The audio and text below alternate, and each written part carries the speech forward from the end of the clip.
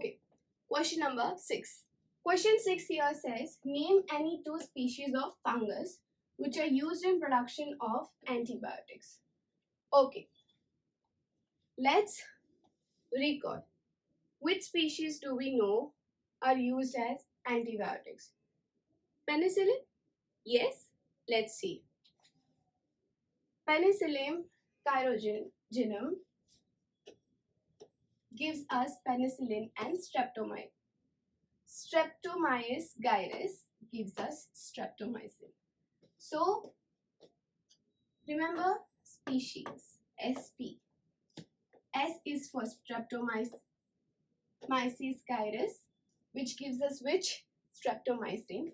And P gives us penicillin. Okay, students? Easy to remember? Penicillium carogenum gives us penicillin, which is an antibiotic, and Streptomyces gyrus gives us streptomycin, which is also an antibiotic. Okay, students? So this is your answer number 6.